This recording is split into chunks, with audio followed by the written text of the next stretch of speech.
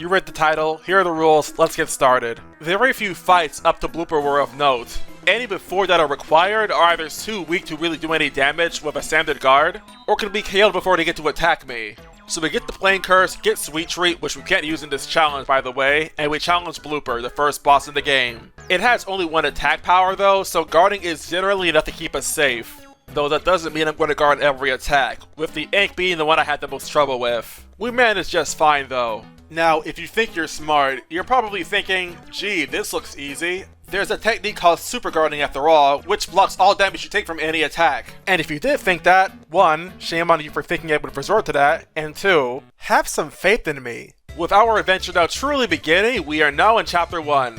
Schwunk Fortress and the path leading up to it provide no real issues for us. Bald Clefs and Bristles are all killed by POW blocks, and Fuzzies are one-shot by Fire Flowers. In the case of Gold Fuzzy, I took more damage from the stage itself than the boss. This is the first time I'll run I used FP in battle. With Mario's Power Smash doing 4 damage in a single hit, 1 more attack by Mario and 2 attacks from Goombella allow us to win this fight in only 2 turns. We recruit Koops and... well, I'll be honest, the Misandry jokes write themselves in this situation. Only question is which one to use. Time to begin the first true dungeon in the game, Hooktail Castle. I still have 3 FP, so Koops' Power Shell works perfectly fine here. A few more attacks, and the Red Bone suffers the second death. And likewise, Koops took 1 damage and Mario took 3, which is not a good sign. It wasn't all bad though. Because I already took this much damage, I figured that I may as well buy Last Stand and try fighting Gus, who might I add got really lippy despite the fact that the fight just started and he hasn't hit me yet. But at most, we only need 5 turns to win this, and thanks to Last Stand, Mario's 5 HP will last the entire fight as long as we guard. Returning then to Hooktail's castle, we get the Paper Curse, and with it, there are a few things that will be extremely valuable to us later in the challenge that we should pick up. The first thing you should know is that we rank up Koops to Super Rank. Secondly, we want to return to Petalburg and get the badge Mega Rush P. With this done, we're ready for Hooktail. Now I forgot to get Attack Effects R. But the thing about Hooktail is that you don't really need that badge. You see, Goombella has only 10 HP, and Hooktail's first 2 attacks will always be her Fire Breath and then her Stomp. The Fire Breath does 4 damage, and the Stomp does 5. In total, that's 9 damage, and Goombella has only 1 HP left. With Mega Rush P on her, both hits of her head bonk do 5 damage apiece, or a total 10 damage, out of Hooktail's max 20 HP. All you have to do now is switch Goombella to Koops, take the hit, put Mario in front, and then have Goombella attack again to do 10 more damage to trigger the second phase. Which afterwards, it just takes 1 more head bonk, and this fight concludes with a dragon slain.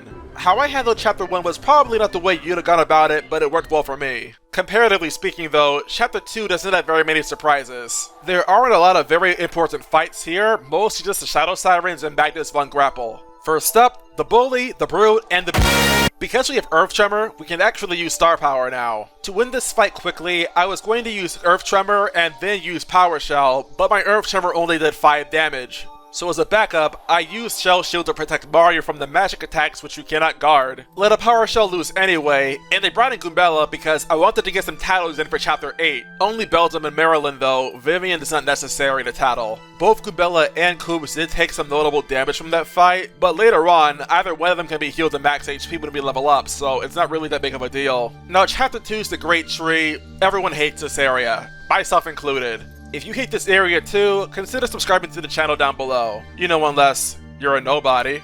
Oh yeah, Magnus exists and I got Flurry, but they don't really matter here. In fact, since Flurry can't use Lip Lock, I am not really sure how much I'll use her in this challenge. Yeah, concerning Chapter 2, there is really nothing to talk about. Chapter 3 meanwhile was wild. A lot of fights leading up to the Major League were pretty unnoteworthy, but I do want to take a minute to talk about the Iron Clefs. Leading up to these two, keeping my FP high was actually pretty challenging. A big reason why is because I am a Scrooge that doesn't like to use items unless absolutely necessary, not understanding the fact that I can always buy more items, but I can't really use anything to get my FP back up. Yeah, the way my brain is wired goes very contrary to how I should probably be playing this game. And so when we reached the Iron Clefs and I got my Yoshi after losing to them because of course we have to, also we named them Prince, thank you Zezmog, I had to go and find a way to grind some FP up.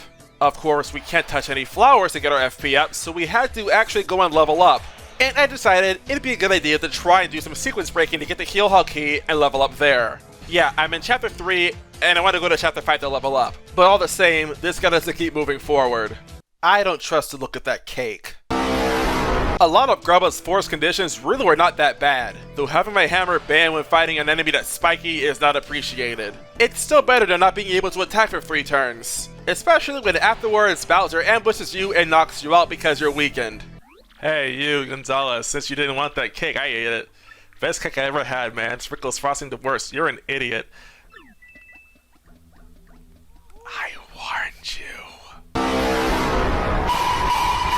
But then it hit me. This game auto-revives Mario with 1 HP if he gets knocked out in a fight in the glitch pit. And I also just so happen to have on my possession Mega Rush. So, whenever I level up game, you know, I'm ready, but until then, I'm going to freaking slaughter you. Flower Savers also work with dividends in trying to keep my FP from getting consumed too quickly, so this was honestly heavenly. At least up to Rock Hawk, where things got a little tricky, and a rather awkward side effect of this challenge comes to light. My partner HP is honestly all over the place, but Yoshi has only 4 HP left. So what I wanted to do was I wanted to beat Rock Hawk with Yoshi and 1 HP left, with Mario also at 1 HP left, so they both just dogpile on him and were able to go to Macho Grubba after being fully healed by leveling up. But apparently, Rock Hawk can use the Superman Slam on turn 1 if you do enough damage to him on the first turn. So my attempts at boosting Mario's defense and having Yoshi knocked down to only 1 HP left were honestly in vain. We still were able to pick up the KO thanks to Flurry,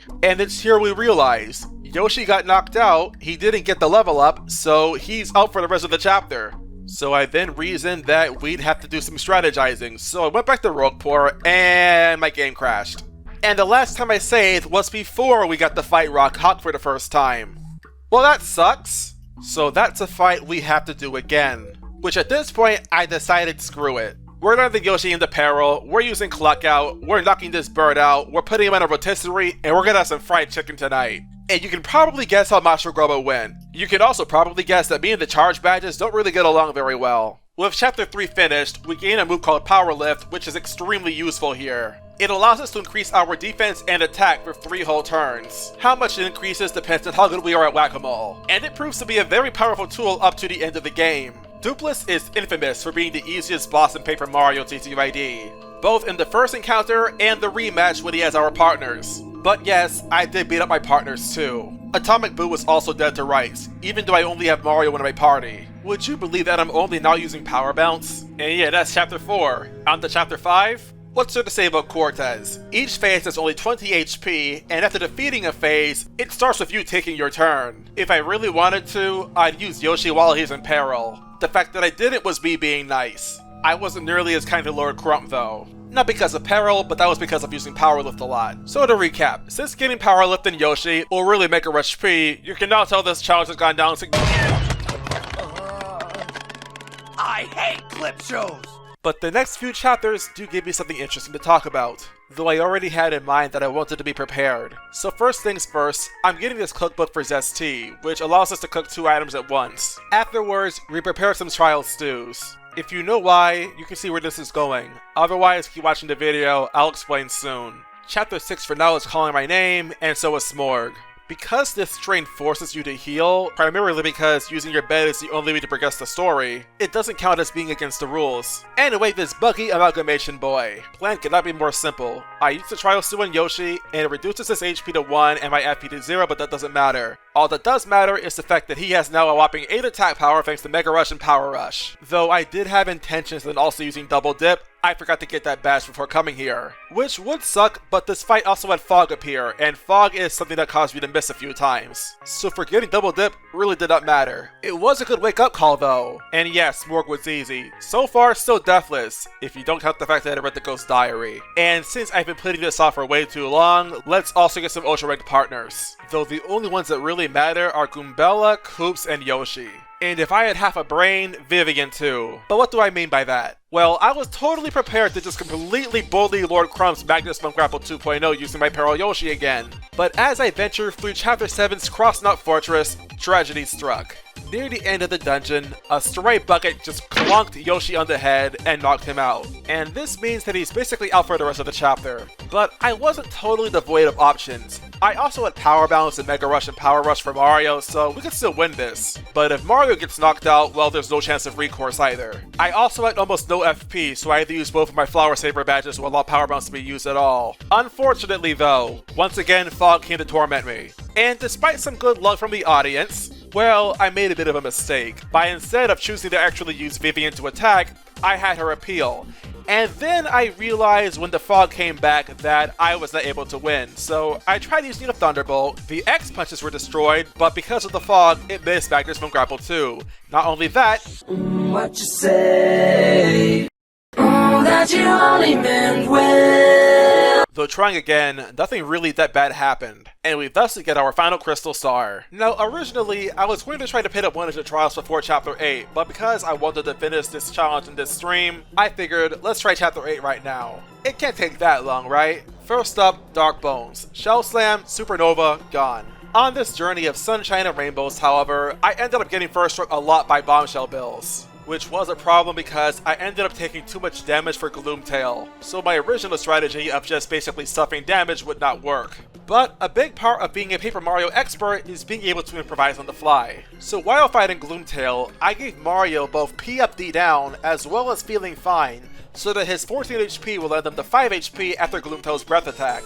All the while, you guessed it, Yoshi does his thing against every boss he finds. When the Earthquake came out, however, this is where I used my 2 last stand badges, because they allowed Mario to survive with only 1 HP left. To my knowledge, the way I played this fight out was the only chance I had to actually win, and I'm glad to see that I can play with fire and not get burned. Oh yeah, the Shadow Sirens DX also exists, but I don't care about them. Stampede, go brrrr. And now for the final 3 bosses, starting with Grotus. Fire Flower to Grotus X's, and then Fire Drive. What makes this move so special is that it also does damage to the Scepter, and damaging that, the first time anyway, means that Grotus can't attack this turn. Though be aware, this is only guaranteed the first time you attack the Scepter. After that, Thunder Rage, drop the Grotus X's, and then Ground Pound while in peril. Looks easy for sure, but what about the next few bosses, Bowser and Kammy Koopa? Well, Stampede one-shots Kammy, despite quite literally being airborne. Bowser's very heavily weakened. And next turn, after switching Yoshi out, I switch him back in and have him finish Bowser off, leaving us with a whopping 98 star points left? Well, that makes the Shadow Queen fight a lot faster, doesn't it? 2 Ground Pounds later, Phase 2 is activated. 1 Bushi to Mario, and we're basically already in Phase 3. This is where I finally use Goombella's Rilo Wing, because I already had double up on Mario, and I want to use 4 items in 1 turn. Boost Sheet, Power Punch, and Trial still on Yoshi, and the Shooting Star for the Shadow Queen. We may have only 1 HP left, and the Shadow Queen is like, what, 144? But try not to blink. Otherwise, if you do, you'll soon find out that the Shadow Queen has only 18 HP left after 2 Ground Pounds. And would you look at this? A Forest Shine Sprite bingo, so I can't really prevent that. But rest assured, even without it, my art attack does 18 damage, and it only costs 4 SP to use. Subscribe for more challenge runs, and if enough of you do, I'll also play through the pit of 100 trials. Anyway, good night. Tri-State area.